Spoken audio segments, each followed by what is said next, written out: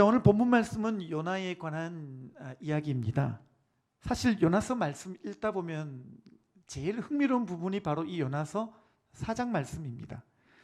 요나서는 사실 1장부터 3장까지 이미 모든 스토리가 끝났어요. 요나서 3장을 읽어보면요, 거기에 요나가 니느웨에 가서 복음을 전합니다. 그리고 실제로 그 복음을 듣고 니느웨에 있는 왕과 짐승까지 굵은 베옷을 입고 회개하는 역사가 나타나고요, 하나님께서 그 뜻을 돌이키시고 그 도시를 구원하여 주십니다. 여기까지가 요나서 3장이에요. 그러면 우리가 보통 생각할 때 요나서가 3장에서 끝나는 게 맞아요. 그런데 지금 이 요나서가 4장까지 있다라는 이야기예요. 다시 말씀드리자면 하나님이 굳이 요나서를 4장까지 기록하셨다라는 거예요. 저는 분명히 믿습니다. 하나님이 성경을 기록하실 때는요, 불필요한 것들이 다 없고 하나님이 다 필요가 있기 때문에, 또 하나님께서 뭔가 의도가 있고 하나님이 뭔가를 우리에게 말씀하고자 하시는 뜻이 있기 때문에 성경에 있는 모든 장과 절과 구절과 단어 하나라도 허투루 적으시는 게 없다고 저는 믿습니다. 그렇다면 오늘 이 요나서 4장이 정말 주님께서 우리에게 이 4장을 굳이 열어 보여주신 이유가 뭘까? 3장이면 요나의 이야기가 다 끝났음에도 불구하고 4장까지 주님이 기록하신 이유가 뭘까? 예, 하나님이요, 진짜 하고 싶은 이야기가 요나서 4장에 있는 거예요. 요나서 4장을 통해서 하나님께서 오늘 이 시대 우리에게도 진짜로 주님이 하고 싶은 이야기가 여기에 담겨 있는 줄 믿습니다. 자, 그러면 오늘 본문 4장 우리 1절과 2절을 같이 함께 읽어보겠습니다. 시작.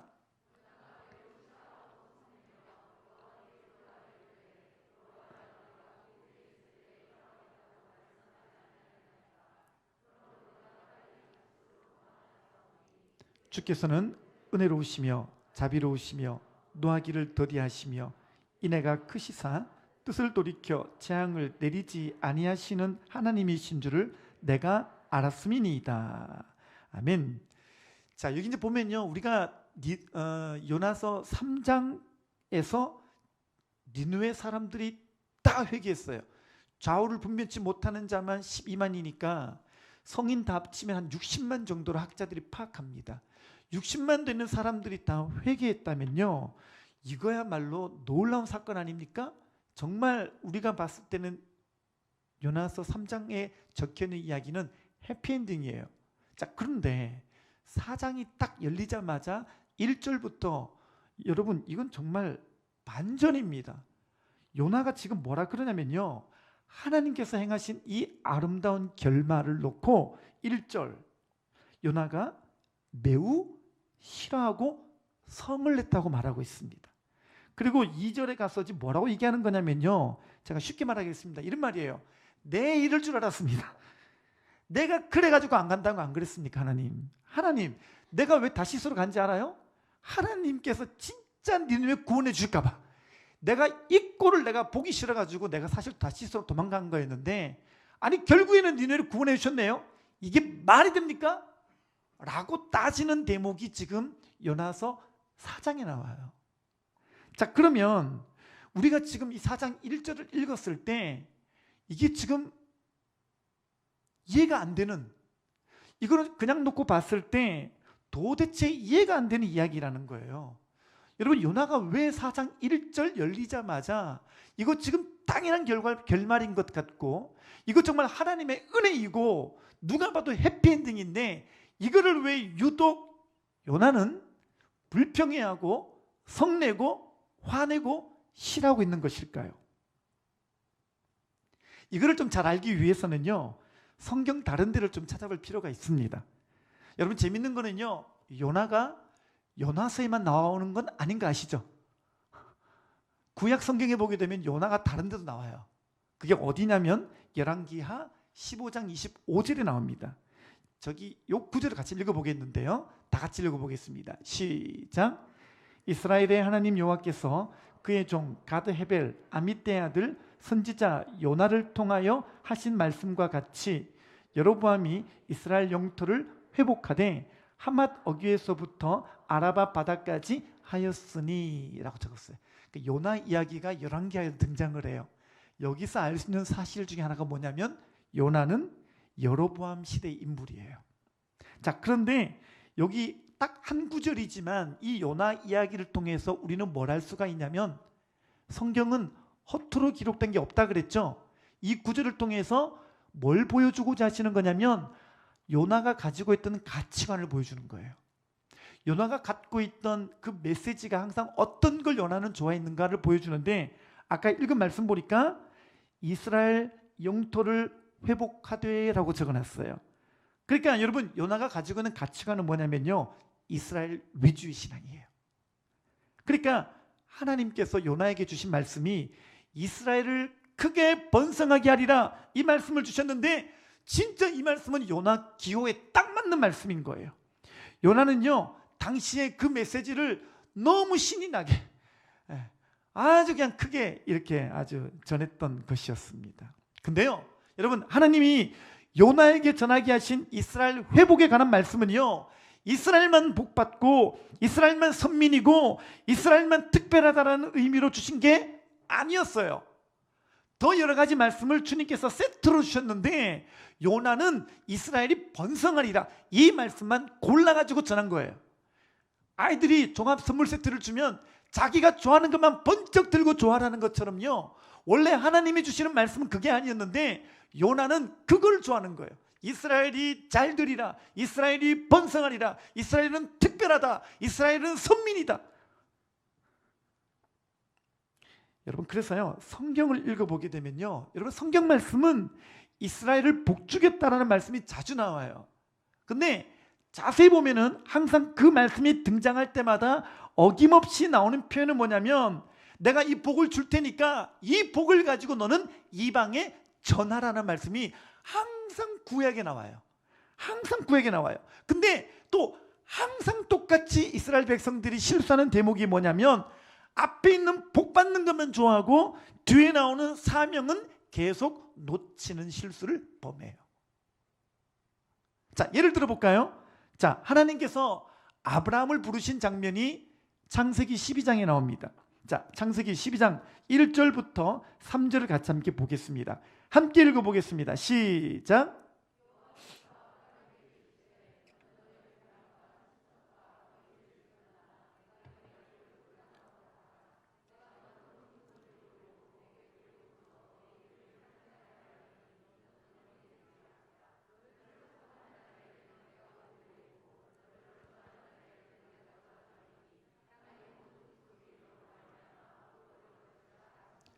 아멘. 자, 이 구절 가만히 보세요. 여러분, 이 말씀은요 우리 모두가 좋아하는 말씀이기도 하고 또 실제로 이스라엘 백성들은 이 구절에서 다 끔뻑 넘어갑니다. 왜냐하면 자기들의 믿음의 조상이었던 아브라함이 부르실 때, 아브라함 부르실 때 이렇게 이스라엘에게 주시는 복이 이처럼 어마무시한 거다, 어마 대단한 거다. 그래서 우리는 얼마나 특별하냐. 그래서 이 말씀 때문에 선민의식 사상이 가득하게 된 말씀이기도 합니다. 실제로 이 구절 때문에 이스라엘 백성들이 가졌던 선민의식이 얼마나 대단한지 몰라요. 자, 1절 보세요. 1절 보니까 내가 내게 보여줄 땅으로 가라, 가나안을 말씀하시는 거죠. 그러니까 이 1절 말씀 읽고 나서, 이 1절 말씀 받고 나서 이스라엘 백성들은요 항상 자기들 마음속에 가나안이 예비되어 있다, 우리는 그 땅에서 잘 먹고 잘 살리라, 그런 해피엔딩의 꿈을 꾸기를 시작합니다. 2절 갑니다. 2절 갔더니 이스라엘 백성들에게 놀라운 말씀을 주십니다. 여기 보니까 내가 너로 큰 민족을 이루고 내가 내게 복을 주고 내 이름을 창대케 하고 너는 복이 될지라. 대단한 말씀이죠, 그죠? 여러분, 1절과 2절 보면요 정말 이보다 더 큰 축복은 없는 것 같아요. 여러분, 1절과 2절은요 정말 특별한 축복이고요 정말 특별한 은혜가 아닐 수가 없습니다. 여기서 제가 특별한이라는 단어를 쓴 것을 유념해서 들어주시기를 바랍니다. 여러분, 실제로 이스라엘 백성들은요 12장 1절과 2절 말씀을 특별하게 여겼는데 중요한 거는 이 1절과 2절 말씀을 가지고 자기들이 특별하다고 여겼어요. 그래서 자기들이 선민의식을 갖고 우리는 특별한 민족이고 우리는 특별한 사람들이고 우리는 특별히 구별된 사람들이야 라고 목숨같이 그 선민의식을 붙잡는 근거가 되는 구절이 되죠. 여러분, 사실은 이 말씀 맞아요. 하나님께서 1절 말씀처럼 이스라엘 백성들에게 가나안 주신 거 맞아요. 2절 말씀처럼 정말 큰 민족을 이루고 복을 주어서 그들을 창대케 하고 복의 근원, 복이 되게 하시는 거, 이건 맞아요. 근데 중요한 게 있어요. 이스라엘 백성들이 1절과 2절을 붙잡고 3절을 놓쳤어요. 3절을 까먹었어요. 하나님은요, 사실은 1절과 2절을 말씀하신 이유는 3절 때문에 말씀하신 거예요. 3절 때문에 1절과 2절의 축복을 주셨어요. 자, 그러면 3절이 뭘까요? 같이 읽어보겠습니다. 시작. 너를 축복하는 자에게는 내가 복을 내리고 너를 저주하는 자에게는 내가 저주하리니, 그 다음 땅의 모든 족속이 너로 말미암아 복을 얻을 것이라 하신지라. 할렐루야. 지금 여기서 하나님이 강조하시는 대목은 내가 너를 선택했다, 내가 너에게 복을 주겠다, 물론 맞는 말이에요. 근데 왜 선택했고 왜 복을 주었느냐, 이거를 3절에서 이렇게 말씀하시는데, 너를 통해서 땅의 모든 족속이 복을 얻는 거, 이게 목적이라는 거예요. 여러분, 하나님께서 왜 아브라함 부르셨어요? 여러분, 왜 하나님이 아브라함을 선택하셨어요? 여러분, 하나님이 특별히 그를 부르시고 특별히 그를 선택하신 이유는 3절 때문이라는 거예요. 이 3절이 뭐예요? 땅의 모든 족속이 너로 말미암아 복을 받을 것이라는 이야기예요. 오해하지 마십시오. 여기서 말하는 복은 물질적인 복이 아니에요. 이 복은 뭐냐면 하나님을 아는 복이에요. 할렐루야.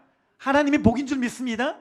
복의 근원 되신 분은 하나님이시기 때문에 참 복은 하나님 외에는 없는 줄 믿습니다. 그러니까 하나님이 나를 불러서 내가 하나님의 자녀가 되고 내가 하나님을 알고 내가 하나님께 연결된 것이 진짜 복인 줄 믿습니다. 그래서 하나님이 아브라함을 부르신 거예요.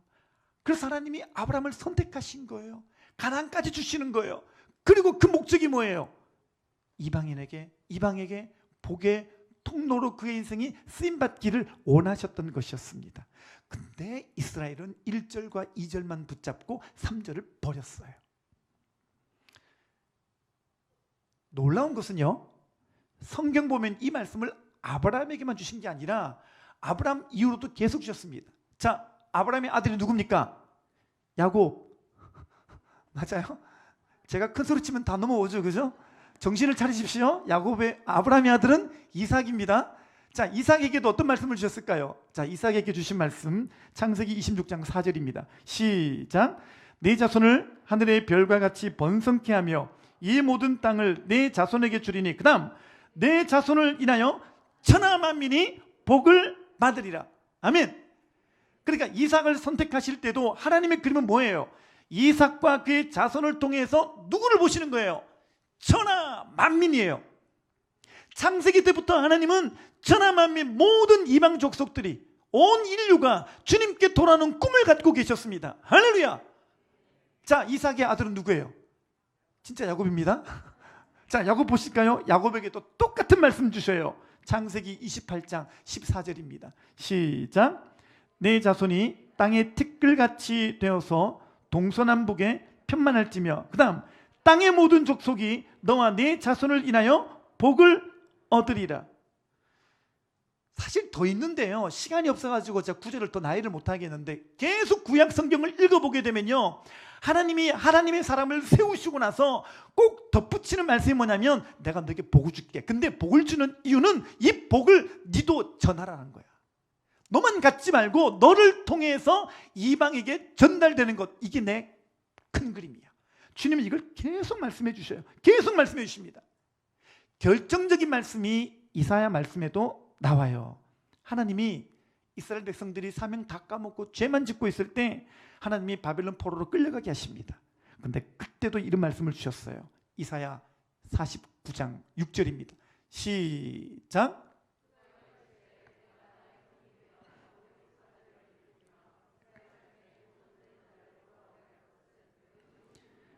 내가 또 너를 이방의 빛으로 삼아 나의 구원을 베풀어서 땅 끝까지 이르게 하리라. 제가 쉽게 설명드릴게요. 지금 이스라엘 백성들이 바벨론 포로로 막 끌려가 있는데 얼마나 낙심되겠어요. 근데 주님 말씀하시는 거예요. 야, 얘들아, 너희들이 바벨론 포로로 끌려가고 있지만 내가 너희들을 건져가지고 이 야곱의 지파를 돌아오게 하는 건 별일이 아니야. 근데 문제는 뭐냐면 너희들이 사명을 회복하는 게 너무 힘들구나. 내가 지금 수천 년 동안 너희들에게 계속 선지자를 보내고 말씀을 주어서 너희들을 선택한 이유와 너희들을 통해서 이방에게 어떤 빛이 비추어질지 너희들의 사명이 무엇인지를 말해줬는데 너희가 그걸 회복하는 거, 그게 너무 안 되고 있구나. 야곱 지파를 포로에서 회복하는 건 쉬운 일이지만 더 중요한 것을 회복했으면 좋겠다. 그게 바로 뭐냐면 내가 너를 이방의 빛으로 삼아 나의 구원을 베풀어 땅끝까지 이르게 하는 거. 이것 좀 하자.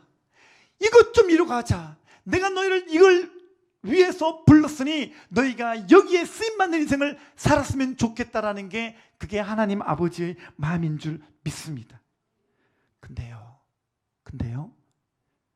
슬프게도 이스라엘 백성들은 바벨론 포로 이후로 돌아와서도 여전히 이 특별한 선민사상 1절과 2절만 붙잡고 3절까지 나아가지를 못합니다. 이스라엘 백성들은 끝까지 1절과 2절만 붙잡고 있는 거예요. 여러분, 이 특별 선민사상이 어느 정도인지 제가 탈무드에 나오는 이야기 하나를 전해드리겠습니다. 어떤 꼬마가 랍비에게 이런 질문을 했다고 합니다. 랍비 선생님, 아니 왜 이렇게 세상에는 하나님의 백성인, 하나님의 자녀인 유대민족은 이렇게 작고 왜 이렇게 이방인들은 이렇게 많아요? 이렇게 질문을 했습니다. 그러자 랍비가 극한 미소를 지으며 이렇게 얘기했다고 합니다. 얘야, 이방인들은 지옥의 땔감들인데 영원히 타려면 얼마나 많아야 되겠니? 저 여러분들의 정체는 뭡니까? 지옥의 땔감들이었습니다. 이게 유대인들의 사상이에요. 지금도 그래요. 제가 지금 이스라엘에 가 계시는 선교사님께 얘기를 들었는데, 선교사님도 현지어를 배워야 되잖아요. 그래서 히브리어를 떠듬떠듬 이렇게 이제 하는데 슈퍼 가가지고 뭐 좀 달라고 이렇게 떠듬떠듬, 아직은 이제 좀 초창기 선교사님이셔서 히브리 말로 뭐 주세요, 뭐 살래요 이렇게 말했는데 이게 카운트에 줄 서 있잖아요. 근데 뒤에 있던 히브리 청년 하나가 딱 보더니 네가 뭔데? 네가 이방인인데 어떻게 거룩한 히브리를 할 수가 있냐고. 나가! 그러더래요. 그래서 이분이 그냥 나갔대요. 그냥. 여러분, 이방인들은요 거룩한 언어인 히브리 말 하면 안 돼요. 왜냐하면 지옥의 땔감이니까. 지옥의 땔감들이 이 거룩한 언어를 해? 지금도 이스라엘 백성들은요 이 특별 선민사상에 심취해 있어요. 우리말로 잡뻑. 여러분, 이 선민사상에 빠진 유대인들이 제일 중요하게 여긴 게 뭡니까? 나 구원받았네, 너 구원받았네, 우리 구원받았네, 할렐루야, 이거예요. 그래서요 내 구원을 잘 보존하고 내가 천국 간다는 사실만 확실하게 붙들고 나는 세상과는 철저하게 분리되어 살아가는 거, 이걸 신앙이라고 얘기했어요. 그래서 분리주의자 뭐예요? 바리새파, 그 나오는 거예요. 여러분, 이 사람들은요 우리만 구원받으면 되는 거예요. 우리끼리만 예배 드리면 되는 거예요.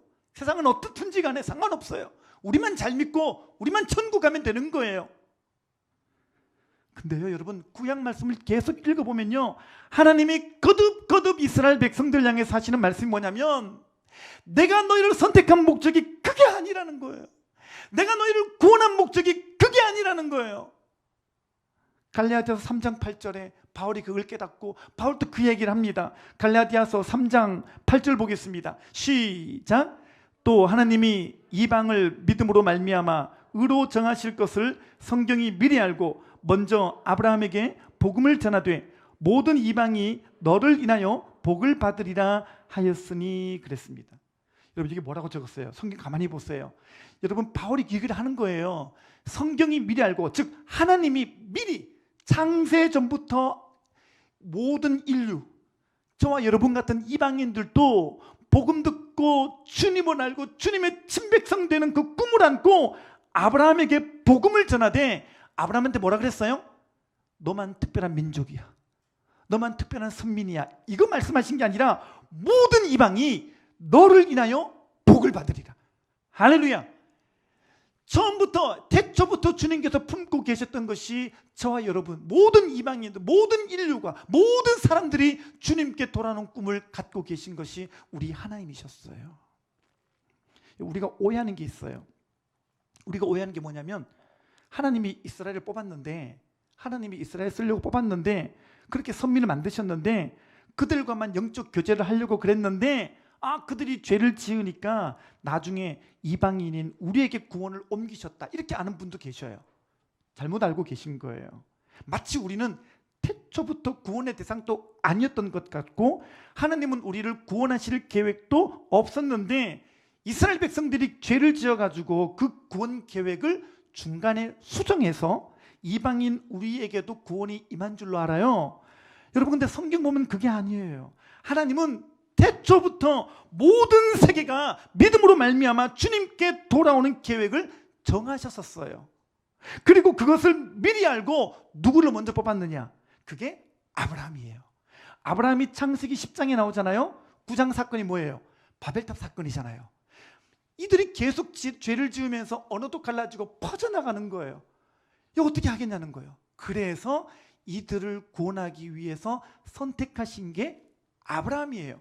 그게 10장이에요. 그래서 아브라함을 통해서 모든 흩어진 열방과 모든 나누어진 민족들을 주님께로 돌아오게 하려는 게, 그게 하나님의 목적이셨어요. 그러니까 성경을 잘못 알면은 아브라함을 특별 선민으로 취급하시고 아브라함을 특별한 사람으로 여겨서 그렇게 쓰신 줄 아는데, 그게 아니라는 거예요. 아브라함은 이방에 복음을 전하기 위한 도구였어요. 이스라엘은, 아브라함을 통해서 나오는 그 이스라엘 민족은, 이 이스라엘 민족을 통해서 온 민족에게 복음을 전하기 위한 도구로 세우심을 받은 거예요. 아멘입니까? 근데 문제는 뭐냐면, 우리가 구약을 쭉 읽어보지만 이스라엘 백성들은 선민의식에 빠져요. 계속 선민의식에. 이스라엘 백성들은요, 자기들만 잘 믿다가 자기들만 천국 가면 된다고 생각했어요. 자, 그러니까 요나서 4장 이해가 되시죠? 요나가 왜 그렇게 싫어하고 요나가 왜 그렇게 화냈는지 이제 이해가 되시죠? 요나는요, 니느웨를 그렇게 죽으라고 미워했던 이유가 뭐냐면, 요나 마음속에 그게 있는 거예요. 요나는 여느 이스라엘 백성들이 가졌던 마음을 그대로 가진 사람이에요. 그래서 니느웨는요, 구원의 대상이 아니에요. 니느웨는요, 그냥 하나님께서 그들을 그냥 박살내셔야 되는 거예요. 그래서 니느웨를 구원하려고 하나님의 계획을 이해 못한 거죠. 오늘 본문에 봤더니 매우 싫어하고 성냈고 이렇게 기록을 하고 있는 거죠. 그러니까 여러분, 요나서 4장은 어떤 의미냐면요, 이게 구약 전체 이스라엘 모습의 축소판이에요. 요나서 4장은요, 요나서 4장에 나와 있는 요나의 모습은 그 당시 구약에 나오는 이스라엘의 모습을 대변하고 있는 거예요. 투영시켜주고 있는 거예요. 여러분, 그래서 하나님이요, 구약에서 이스라엘 백성들을 내려놓습니다. 내려놓으시고 다시 신약에서 교회를 통해서, 교회를 선택하셔서 이 일을 진행하시는 거예요. 그게 뭐라고요? 교회예요. 여러분, 그래서 하나님이 교회를 통해서 주님은 똑같은 일을 하시는 거죠. 자, 하나님이 창세기 12장 1절에서 아브라함을 부르셨듯이 교회인 우리를 부르시고 구원하여 주셨습니다. 할렐루야. 창세기 12장 2절에서처럼 우리에게 영원한 기업을 주시고 천국 갈 수 있게 하셨습니다. 할렐루야. 근데 우리에게 더 중요한 사명이 뭐냐면 12장 3절이라는 거예요. 12장 3절. 우리를 통해서 이방의 빛이 되게 하는 것. 우리도 그 사명을 안고 잃어버린 영혼들에게 나아가는 것. 우리도 이 중요한 사명을 받았으니 세상 가운데 나아가서 아직도 주님을 모르는 영혼, 아직도 하나님을 인정하지 않는 그 영혼들에게 나아가서 그들이 하나님을 찾을 수 있도록, 그들이 하나님 앞에 설 수 있게 만들어주는 일을 해야 되는 게, 그게 바로 교회의 사명인 줄 믿습니다. 여러분, 그래서 안 믿는 자들에게 복음 전하는 거는요, 신약에 와가지고 교회 새로 주신 명령이 아니에요. 성경을 이렇게 통으로 보면요, 다시 깨닫게 되죠. 이 사명은 교회에만 새로 주신 명령이 아니라 더 정확하게 말하자면 교회에 다시 주신 명령이에요. 다시 주신 명령. 여러분, 죄가 들어와서 영원 형벌에 빠질 수밖에 없는 인류를 구원하기 위해서 처음부터 이스라엘을 통해서 이 일을 이루고자 하셨지만 너무너무 말을 안 들으니까 이제 신약에 와서 교회를 통해서 이루고자 하시는 하나님의 거룩한 사명인 줄 믿습니다. 바뀐 게 있다면요, 구약은 커맨스예요. 와서 보라예요. 그러니까 스바의 여왕이 솔로몬 왕한테 와서 지혜를 듣고 가죠. 그 다음에 나만 장군 같은 경우도 엘리사에게 와서 은혜 받고 가죠. 그죠? 그러니까 구약은 와서 커맨스예요. 근데 신약에 오면 바뀌었어요. Go and preach예요. 가서 전하는 거예요. 가서 외치는 거예요. 자, 그래서 교회 사명은 뭐냐? 가는 거예요. 할렐루야. 교회 사명이 뭐라고요? 가서 전하는 거예요. 성경 보겠습니다. 마태복음 28장 18절입니다. 시작. 그러므로 너희는 가서 모든 민족을 제자로 삼아 아버지와 아들과 성령의 이름으로 침례를 베풀고, 여기 뭐라 그랬어요? 너희는 가서. 자, 마가복음 16장 15절입니다. 시작. 또 가라사대 너희는 온 천하에 다니며 만민에게 복음을 전파하라. 다니고 전파하는 거예요. 자, 요한복음 20장 21절입니다. 시작. 예수께서 또 이르시되 아버지께서 나를 보내신 것 같이 나도 너희를 보내노라. 보내는 거예요. 가는 거예요. 가서 외치는 거예요. 여러분, 교회가 바로 이 사명을 갖고 있다는 걸 잊지 마시기를 바랍니다. 교회가 뭐냐? 교회 정의, 교회가 어떤 곳이냐? 우리 많은 질문들을 합니다. 제일 쉬운 대답이 뭐예요? 교회는 예배하는 곳. 예, 맞아요. 교회는 예배하는 곳 맞습니다. 교회 예배 너무너무 중요합니다. 근데 예배 드리는 목적이 뭐냐는 거예요. 여러분, 이곳에서 우리가요, 주님과의 돈독한 관계만 유지하고 우리의 구원을 갈고 닦으며 광택만 내고 그렇게 앉아있는 곳이 아니라는 거예요. 여러분, 예배는요, 제일 중요한 게 재물이잖아요. 모든 예배에는 재물이 필요한 거잖아요. 여러분, 하나님은요, 재물이 있는 예배를 원하셔요. 오해하지 마세요. 여기서 말하는 재물은 돈이 아니에요. 더 중요한 재물이 있어요. 자, 로마서 15장 16절을 보겠습니다. 다 같이요. 시작. 이방인을 제물로 드리는 그것이 성령 안에서 거룩하게 되어 받으심직하게 하려 하심이라. 아멘. 제가 이 말씀 읽고요, 이 말씀을 탁 보고 제가 마음속 깨달음이 오는 거예요. 예배는 제물이 있어야 되는구나. 근데 이 제물이 뭐예요? 이방인을 제물로 데리고 오는 거예요. 여러분, 로마서는 12장부터 이렇게 탁 바뀌잖아요. 반전을 이루어요. 로마서 12장부터 영적인 예배가 무엇인가를 가르쳐줘요.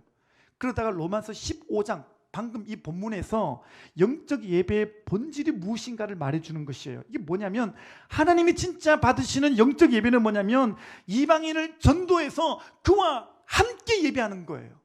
그도 하나님을 알게 만드는 거예요. 그도 하나님을 예배하는 자리에 있게 하는 거. 좀 표현이 좀 그래서 그렇지, 사실은 그를 제물로 함께 모시고 와서 예배 드리는 그 예배를 주님이 기뻐하시는 줄 믿습니다. 우리 교회당이 참 예쁘게 잘 지었어요. 그렇죠? 우리 예배당이 예쁘죠? 참 잘 지었고 예쁘게 지었습니다. 근데 다만요, 우리가 꼭 기억할 것이 하나가 있어요. 여러분, 이 예배당을 아름답게 유지하는 게 우리의 사명이 아니라 어떻게 하면 이 교회당을 빨리 닳아서 없어지게 할까? 이게 사실 우리의 사명입니다. 막 사람이 너무 많이 와가지고 교회가 그냥 어쨌든 간에 사람이 오니까 막 닳아지는 거예요. 이게 진짜 주님이 원하시는 사명인 줄 믿습니다. 여러분, 교회에요, 청소할 일이 없어. 사람들이 자꾸 줄어들고 사람이 없으니까 교회 청소할 일이 없어. 그래서 늘 깨끗하고 가만 놔둬도 깨끗하게 유지되는 거, 이거는요 정말 교회의 비극입니다. 여러분, 교회는요 사람이 너무 많이 와가지고 청소할 일이 많아지는 게 그게 우리의 사명인 줄 믿습니다. 최혜출 장로님하고 이춘옥 지사님께 죄송합니다. 다시 요나 이야기로 돌아가겠습니다. 여러분, 요나서는 3장에서 끝나야 됐었어요. 근데 이야기가 4장까지 이어지고 있는 거예요. 3장에서 요나가 니느웨 복음을 전했더니 이 니느웨 60만 명이 다 믿었어요. 그러면 3장에서 요나서가 끝나야 되는데 이 요나서는 4장까지 계속 이야기가 나와요. 거기서 보여주고 있는 요나의 모습이 뭐예요? 매우 실하고 성내는 모습이죠. 요나가 하고 싶은 건 뭐예요? 우리끼리만 믿고 싶은 거예요. 우리만 구원받고 싶은 거예요. 아니, 아수르의 수도였던 니느웨는 그냥 주님이 박살 내버리셔야 되는데 그렇게 안 하니까 화나고 성내는 거예요. 여러분, 교회도 마찬가지입니다. 교회도 우리끼리만 예배드리고 싶은 거예요. 차라리 하나님이 교회에 와서 그냥 예배만 드리라 그러면 좋겠고 그냥 일만 시키면 좋겠는데 전도하라 그러니까 너무 싫은 거예요. 여러분, 우리가 신앙생활 또 내가 만들어 놓은 테두리가 있잖아요. 그래서 전도를 싫어하는 사람은요, 전도는 제 체질이 아닙니다. 그럽니다. 전도는 자기 체질이 아니래요. 어떤 사람은요, 자기는 전도의 은사가 없대요. 여러분, 성경에는 전도의 은사라는 말 자체가 없어요. 그래서 이렇게 말해요. 저는 그냥 예배는 드려주겠다. 나는 그냥 성경은 읽어줄 수 있고 내가 찬양은 따라해 주겠지만 전도만은 안 시켰으면 좋겠다. 하나님이 자꾸 전도하라고 자꾸 시키면 나 그거 싫어할 거고 나 자꾸 하라 그러면 나 성낼 거야. 이렇게 요나가 되어 가시는 분들이 교회에 더 많아지고 있습니다. 교회에 많아지는 거예요. 여러분, 우리는요, 내가 만들어 놓은 하나님이 있어요. 내 범주에 맞춰 놓은 하나님이 있어요. 내가 믿고 싶은 하나님이 있다라는 거예요. 그리고 하나님은 항상 그 테두리 안에 있었으면 좋겠어. 나는 예배만 드렸으면 좋겠고 큐티까지는 할 수 있는데 전도는 안 돼. 이거를 전도를 안 된다는 것도 사명으로 여기는 분이 계시다니까요. 오늘 설교 제목이 뭡니까? 다 같이요. 시작. 이게 포인트가 있습니다. 그래도 전도가 어렵다. 여러분, 전도가 어려운 이유가 뭘까요? 이제 이유가 나왔습니다. 전도가 어려운 이유는요, 다름 아니라 내가 사명을 잃어버려서 그래요. 내가 부르심을 몰랐어요. 그러니까요, 오늘 우리가 창세기부터 쭉 통으로 우리가 성경 전체를 살펴봤는데요, 오늘 너무 중요한 걸 배웠습니다. 그게 뭐예요? 여러분, 복음을 제대로 이해한 사람이라면, 쉽게 말해서 구원받은 사람이라면요, 이미 우리는 전도의 사명, 전도의 부르심 안에 들어와 있다는 거예요. 할렐루야. 그걸 알아야 돼요. 내가 구원받았다면 이 구원 속에는 뭐가 있냐면 이미 전도에 대한 부르심이 그 안에 딸려오는 거예요. 그러니까 지금 여러분들이 해야 될 고민은 뭐냐? 하나님께서 나를 전도의 사명으로 부르셨나 안 부르셨나, 이거 고민하고 있으면 안 돼요. 아직까지 이 고민에 머물러 있으면 안 된다라는 거예요. 지금 우리가 진짜 해야 될 질문은 뭐냐면, 나는 이번 주에 누구에게 전할 것인가? 내가 그 사람을 어디서 만날 것인가? 내가 그 사람에게 어떻게 복음을 전할 것인가? 이게 되어야 될 줄 믿습니다. 근데 우리가 앞에서 말한 그런 수준 되면요, 나는 요나인 거예요. 여전히.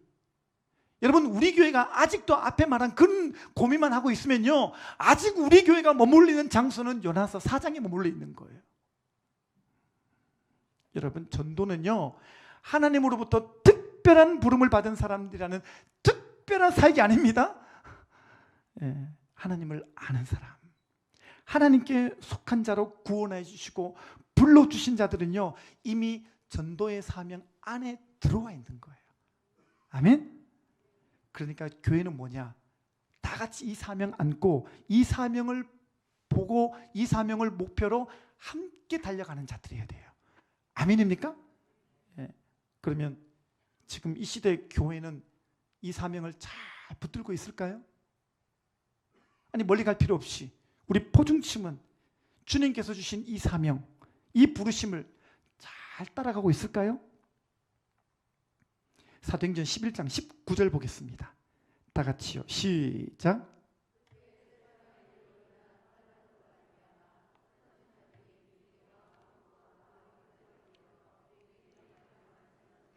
자, 보세요. 잠깐 설명을 드릴게요. 사도행전 읽어보면요, 사도행전 7장 와가지고 예루살렘 교회에 핍박이 와요. 그 핍박이 와가지고 예루살렘 교회 모든 성도가 다 흩어집니다. 다 흩어져요. 그래서 흩어진 사람들을 통해서 작은 교회들, 디아스포라, 이게 또 교회가 생겨나는 이야기가 나와 있거든요. 자, 여기서 중요한 질문. 왜 핍박이 왔을까요? 예루살렘 교회 성령 또 임하시고 그렇게 성령이 충만하고 뜨겁고 예배 너무너무 열정적으로 드리는데 왜 핍박이 와서 다 흩어졌을까요? 전도 안 해서예요. 전도 안 해서. 예루살렘에 있는 모든 성도들을 주님이 그래서 다 흩어버리셨어요. 그리고 그 흩어짐으로 인해서 다시 세워진 교회 중에 하나가 안디옥 교회예요. 안디옥 교회. 자, 근데 이 안디옥 교회에도 고질병 하나가 보입니다. 아까 읽은 구절 다시 보세요. 복음을 전하는데 누구에게 전합니까? 유대인에게만 말씀을 전하는 거예요. 여러분, 유대인에게 제일 익숙한 사람, 유대인에게 제일 편한 사람은 누구예요? 유대인. 그죠? 자, 교회 안에 있는 사람들에게 제일 쉬운 사람은 누구예요? 교회 안에 있는 사람. 뭔 말인지 아시겠죠? 여러분, 안디옥 교회도 처음에 이렇게 실수하는 모습을 보여주고 있습니다. 우리끼리만 나누고, 우리끼리만 말씀 나누고, 우리끼리만 그냥 은혜가 이렇다. 이번 주 우리끼리만 그냥 받은 은혜를 공유하고, 우리끼리만 우리 카톡방은 불났어요. 근데 안전해. 자, 그래서 성령께서 이 교회를 어떻게 만들어 가십니까? 바로 그 다음 구절 보겠습니다. 20절 시작. 그 중에 구브로와 구레네 몇 사람이 안디옥에 이르러 헬라인에게도 말하여 주 예수를 전파하니. 여러분, 여기서 놀라운 장면이 나옵니다. 지금 읽은 20절에 봤더니 그 중에 몇 사람이, 그 교회 가운데 어떤 사람들이 그 사람들을 하나님께서 고쳐가기를 시작하시는데, 그들이 이제 그들의 범주에서 벗어나서 유대인에게만 전하다가 헬라인에게, 복음을 알지 못하는 자에게로 넘어갑니다. 지경이 뛰어넘어갑니다. 일이 벌어지는 거예요. 여러분, 주님께서 계속 말씀하셨던 부분이었거든요. 그거 아니야. 그거 아니라니까. 야, 내가 이스라엘을 왜 흩어버렸겠니? 내가 예루살렘 교회를 왜 흩어버렸겠니? 그리고 내가 왜 너희 안디옥 교회를 세웠겠니? 나는 복음 전하지 않으면 다 흩어버린다는 거예요. 여러분, 정말 그렇습니다. 주님은요, 사명 감당 안 하면 한 민족이라도 흩어버리시는 거예요. 주님은 사명 감당 안 하면 한 나라도 흩어버리시는 거예요. 여러분, 사명 감당 안 하면 주님은 교회도 흩어버릴 수가 있는 분이셔요. 그런데 안디옥 교회는요, 진짜 이 중요한 사명이 회복되도록 하나님이 기회를 열어주신 거예요. 그랬더니 드디어 이방인, 이 헬라인에게도 주 예수를 전파하니 이게 시작되는 거예요. 제가 볼 때는요, 하나님이 마치 가스명수 한 10통 들마신 듯한 그 시원함을 여기서 느꼈을 것 같아요. 이제 말을 알아먹거든요. 사도행전 10장에 와서 이제 말을 알아먹는 거예요. 내가 이러라고 교회를 세웠는데, 예루살렘 교회도 안 듣고 안디옥 교회도 이상하다 했는데, 여기 와서 하나님의 그 고구마 사태를 해결해 준 장면이 여기 나옵니다. 자, 그래서 그 다음 구절 보세요. 이제 이방인에게 주 예수를 전파하니까 그로 인해 어떤 일이 벌어졌다고 합니까? 21절 다 같이 읽겠습니다. 시작. 주의 손이 그들과 함께 하심에 수많은 사람들이 믿고 주께 돌아오더라. 아멘, 아멘. 성경 자세히 보세요. 여러분, 교회가요, 드디어 나가서 이방인에게, 헬라인에게 복음을 전하는 순간에 뭐가요? 주님의 손이 함께 하셨다고 말합니다. 할렐루야. 여러분, 주님의 손은 주님의 능력을 의미하는 거예요. 여러분, 이 주님의 손은, 이 주님의 능력은 성전 밖에 있는 이방인들에게, 헬라인들에게 복음을 전할 때 임하는 줄 믿습니다. 왜냐? 여러분, 복음이라는 것 자체가 하나님과의 관계가 무너진 이들을 향한 기쁜 소식이기 때문에 이 기쁜 소식을 전할 때에 주님이 너무너무 기뻐해가지고 능력을 한량없이 부어 주시기 때문인 줄 믿습니다. 여러분, 그래서 여러분들이 복음 전할 때 혼자 가는 거 아니에요. 주님이 너무 기쁜 마음으로 여러분들에게 능력을 한량없이 전해주실 줄 믿습니다. 여러분이 그냥 가는 게 아니라 주님의 손이 여러분과 함께하는 자리라는 것을 잊지 않게 되시기를 바랍니다. 여러분, 그래서 지난번에 봤던 말씀이지만 한 번 더 보겠습니다. 로마서 1장 16절입니다. 다 같이요, 시작. 내가 복음을 부끄러워하지 아니하노니 이 복음은 모든 믿는 자에게 구원을 주시는 하나님의 능력이 됨이라. 첫째는 유대인에게요, 또한 헬라인에게로다. 여러분, 성경 구절 자세히 보세요. 이게 우리가 좀 오해할 수 있는 구절이 뭐냐면 여기 첫째는 그러니까 복음은 일단은 유대인부터 전해야 되고 그 다음에 또한 두 번째 헬라인에게 전해야 되는구나라고 생각하거든요. 이게 첫째는 또한이라는 단어를 우리가 번역을 한글 개혁성경에서 저렇게 적어 놓으니까 그런 뉘앙스로 들릴 수 있는데 이게 원래 의미는 그게 아니에요. 여기 지금 또한이라는 단어가 헬라어로 카이라는 단어인데 이게 곧 이런 말이에요. 앞에 거랑 똑같은데 equal, 앞에 거랑 뒤가 똑같은데 이 말인 거예요. 그러니까 복음은 뭐냐면 유대인과 헬라인을 하나로 보고 전한다라는 거예요. 그러니까 복음을 전할 때는요 유대인, 헬라인을 구분짓지 않는 거예요. 유대인이 귀하고 헬라인이 덜 귀하기 때문에 유대인부터 전하는 거 아니라는 거예요. 모든 사람은 복음 앞에 서야 되고 모든 사람은 복음 앞에 똑같은 한 영혼인 줄 믿습니다. 그래서 안디옥 교회가요 유대인과 헬라인을 구분하지 않고 복음을 전하는 최초의 교회가 된 거예요. 그리고 이후로 사도행전 후반전을 이끌어가는 주인공 교회가 됩니다. 안디옥 교회. 안디옥 교회. 그래서 교회 이름 중에 안디옥 교회 되게 많죠. 사도행전의 후반부를 다 이끌어가는 게 안디옥 교회거든요. 여러분 그래서 안디옥 교회의 모습을 성경에 보면요 별의별 사람 다 모였어요. 성경에 보게 되면 안디옥 교회 성도들의 구성원들이 나오는데요 유대인 바나바, 그 다음에 노예 출신이었던 시므온, 배경도 없는 구레네 사람 루기오, 매국노라 생각했던 헤롯의 젖동생 마나인. 이게 뭔 말인지 모르니까 아무 감동이 없는데요 헤롯은 총독이잖아요. 우리나라 한일 합방 시대 때 우리 그죠 강점기 때 여러분 이토 히로부미 우리나라 왔던 이토 히로부미 동생이 교회 나온다. 이거 인정할 수 있겠어요? 그 똑같은 이야기라니까요. 헤롯의 젖동생 마나임도 있고 또 더 큰 거 교회를 핍박하며 수많은 사람들을 사자밥이 되게 했던 바울. 여러분 이 명단들 보십시오. 짬뽕 아닙니까? 막 섞였어요. 왜 이렇게 섞여 있을까요? 성별과 신분과 문화와 인종을 다 초월해진 교회가 안디옥 교회예요. 근데 하나님이 가장 기뻐하시는 교회예요. 왜요? 구분이 없거든. 차별이 없거든.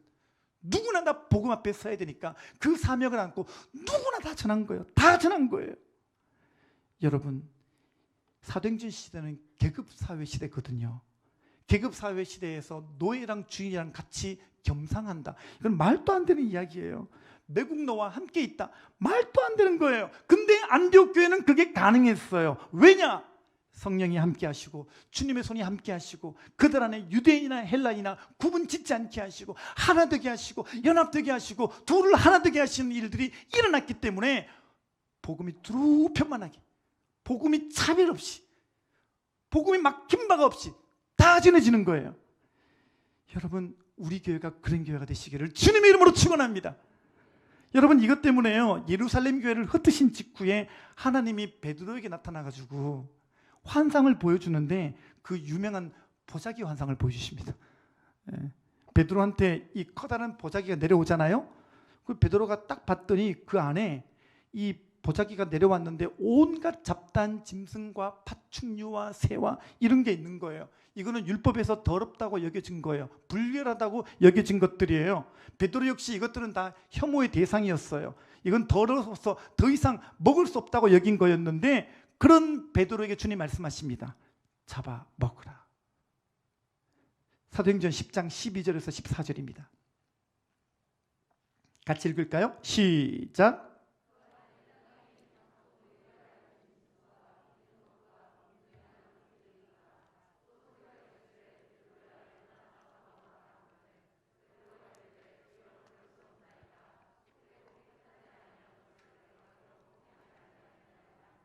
아멘. 여러분 이 말씀이 왜 필요했냐면요 아까 말씀드렸죠. 교회가 흩어졌죠. 흩어질 때 베드로가 있던 장소가 가이사랴였었어요. 근데 이 가이사랴는요 헤롯이 만든 항구 도시인데 이게 로마 황제 가이사에게 헌정하기 위한 소위 말하는 그 기념 도시였었어요. 전략 도시로서 거기다가 로마 총독부를 두고 거기에 유대인이 아니라 헬라인들이 집중적으로 모여서 상권을 이루고 무역을 이루고 정치를 주도했던 그 장소였던 것이에요. 그러니까 베드로 눈에 볼 때는 이방인들 득실득실한 불결하고 더러운 이방인들이 득실득실한 곳이니까 죄악이 가득한 곳으로 보는 거예요. 가이사라 갔는데도 베드로는 전도를 안 하고 있었어요. 말씀을 안 전하는 거예요. 그러니까 주님께서 임하신 거예요. 그리고 말씀하십니다. 10장 15절입니다. 또 두 번째 소리가 있을 때 하나님께서 깨끗하게 하신 것을 내가 속되다 하지 말라 하더라. 여러분, 베드로는 더럽다. 그런데 하나님은 깨끗하다라고 말씀하십니다. 베드로는 저들은 사랑받을 자격이 없어요. 그런데 아니에요. 하나님은 나는 저들을 사랑해 라고 말씀하십니다. 여러분, 하나님은 세상을 사랑하셨습니다. 아멘입니까? 요한복음 3장 16절입니다. 같이 읽어볼까요? 시작. 하나님이 세상을 이처럼 사랑하사 독생자를 주셨으니 이는 그를 믿는 자마다 멸망하지 않고 영생을 얻게 하려 하심이라. 여기 보니까 하나님이 세상을 사랑하셨대요. 여기서 말하는 세상은 사람을 말하는 거예요. 그리고 주님은 우리에게도 말씀하십니다. 사람을 사랑하라고 말씀하십니다. 사람을 사랑하라. 전도가 왜 어려울까요? 오늘 두 번째 교훈입니다. 두 번째로, 하나님이 사랑하신 사람을 나는 사랑하지 않기 때문에 그래요. 하나님이 사랑하신 사람을 나는 사랑이 안 돼. 내 사랑이 식었기 때문에 그래요. 여러분, 사랑이 식으면 전도 안 해요. 여러분, 사랑이 식으면 골라서 전도해요. 여러분, 사랑이 식으면요 우리가 예루살렘 교회가 되는 거예요. 여러분, 우리 포중침은 예루살렘 교회가 되지 않게 되시기를 바랍니다. 여러분, 주님께서 사람을 얼마나 사랑하시는지, 여러분들이 하나님께서 세상을 사랑하사 이 말씀에 여러분들의 가슴에 불이 붙는 귀한 아침 되시기를 주님의 이름으로 축원합니다. 이 시간 영상 하나 보겠는데요, 이 커크 카메론이라는 사람이 산타모니카 해변에 이렇게 가다가 조폭들이 있는데 조폭들에게 복음 전하는 이야기가 나옵니다. 한번 영상을 함께 좀 보시고 또 말씀 나누겠습니다.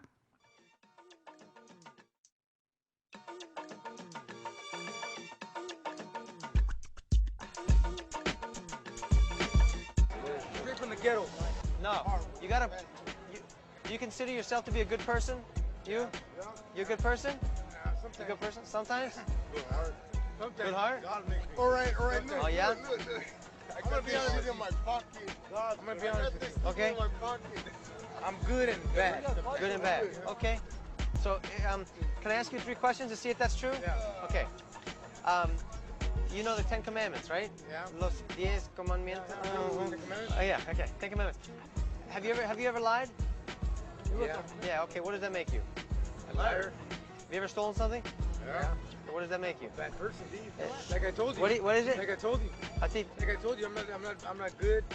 No, that's good. You're being honest. No, that's good. That's good. So if you've stolen, what does that make you? Religion or what? Thief. Thief. Jesus said, you heard it that it was said, do not commit adultery. Right. But I say to you, Jesus said, whoever looks at a woman to lust Now after say her. that. Wait a little time. Oh yeah?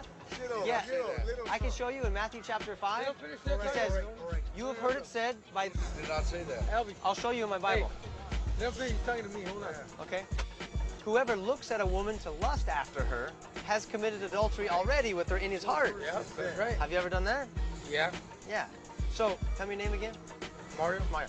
So Mario, by your own admission, you're a lying thief and an adulterer at heart. A lying thief and an adulterer at heart, and that's only 3 of the 10 Commandments. I'm guilty of those too. Right. I'm the same as you. Right.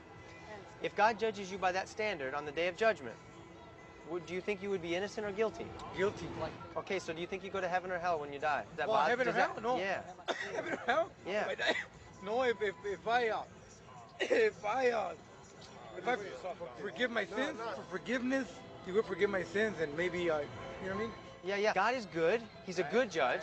And so if you just say, God, I lied, I stole, I committed adultery, but I want you to forgive me and let me go. If he's a good judge, he can't let you go. He's going to make sure that you receive the punishment you deserve for the crime. Right.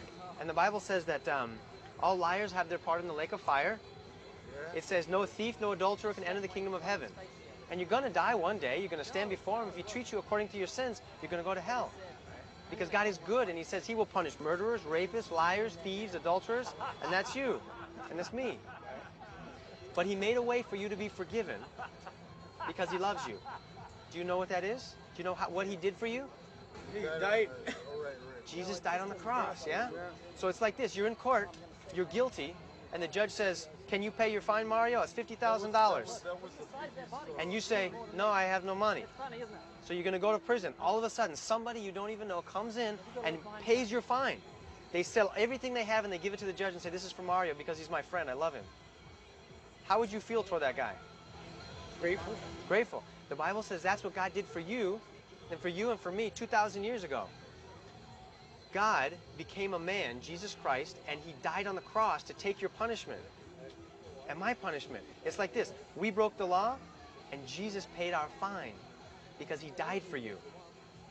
And the Bible says if you repent, turn from your sin once and for all, he'll forgive you of your sin, and he will give you what you don't deserve. Heaven and a clean heart. He will make you clean. Well, you know what? I've been in the streets for a week. What's that? I've been in the streets living in my For a week? For a week, yeah. You hear me? Yeah, yeah. And maybe, you know, maybe Maybe God's putting me here so we can talk about this. That's what I'm doing. I care about you. I don't know you, Mario. You may never see me again. I don't know. You guys, I didn't know if you guys are nice or mean. You could beat me up. I don't know. But here's the deal. I care about you. You could die tomorrow. Yeah, possible? Okay. God doesn't want you to go to hell. He sees every one of your sins. But if he gives you what you deserve, you're going to perish in hell. But he sent Jesus because he loves you. And so what you need to do is, before you go to sleep tonight, say, God, forgive me for my sin. I believe in Jesus with all my heart. And stop fooling around with what you know is wrong and say, I'm going to obey you the rest of the days of my life. I've been doing a lot of wrong.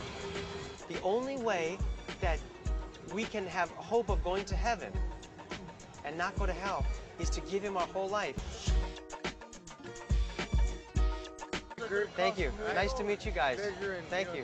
Hey, nice to meet you, man. Thanks. Helping me out. You know what I mean? Yeah. I really did need it. Get something to eat and stuff. You know what I mean? Thanks, man. Appreciate it. All right. We're friends. See you later. Bye-bye.